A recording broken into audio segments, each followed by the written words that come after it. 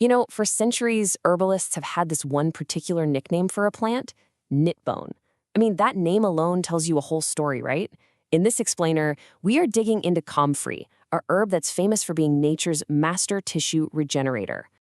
But here's the thing. For all of its incredible history as this amazing healer, comfrey is also one of the most controversial herbs out there, and that sets up this fascinating conflict. Is it a miracle plant, or is it actually a hidden danger?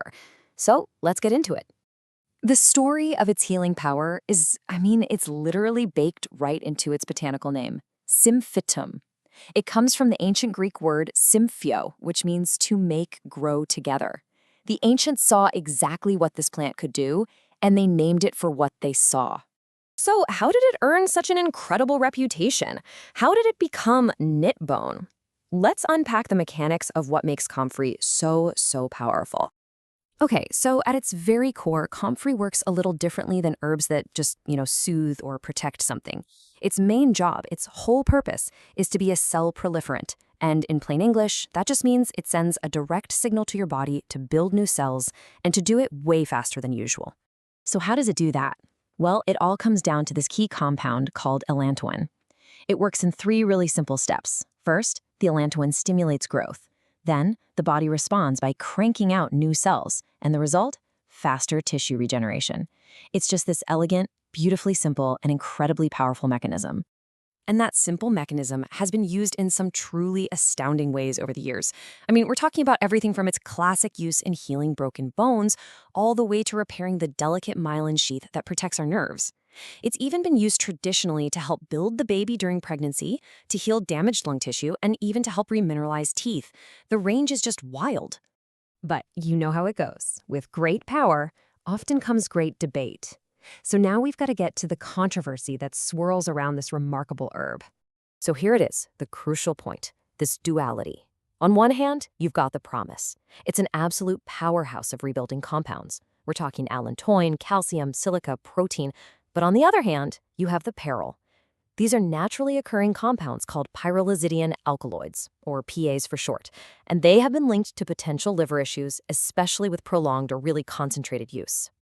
Now, to put that risk into some perspective, David Christopher, who's a really key figure in this herbal tradition, points to a study suggesting a cup of comfrey leaf tea has a tiny fraction, like 1/100th of the carcinogenic potential of the ethanol in a single beer.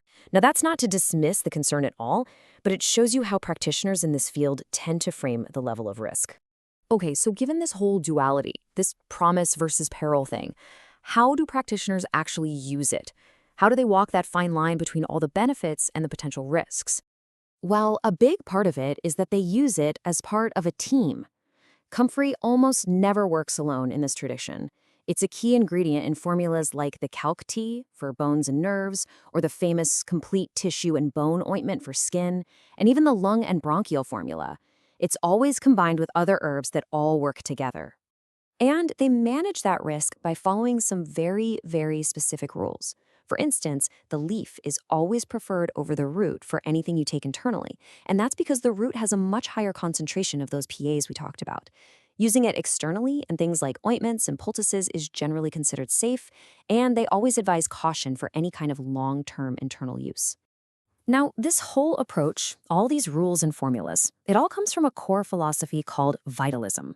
And it's a way of looking at herbs that is fundamentally different from the more, mechanistic view of modern pharmacology. And this quote right here, it pretty much sums up the whole philosophy perfectly. A mechanistic view might see a drug as something that forces a specific chemical reaction in the body. But the vitalist view sees herbs as highly nutritious foods that just give the body the raw materials it needs to do its own healing work. Which brings us right back around to comfrey. From this perspective, comfrey doesn't force a bone to knit or force tissue to regenerate. No, it simply provides the perfect package of nutrients, the building blocks, and it stimulates the body's own innate intelligence to carry out the healing process it already knows how to do. So, in the end, we're left with this big question. Comfrey is, without a doubt, an incredibly powerful tool that nature provides. The real challenge for ancient herbalists and for us today is figuring out how we wisely and respectfully balance its incredible benefits with its potential risks. And honestly, That's a question that goes far beyond just this one herb.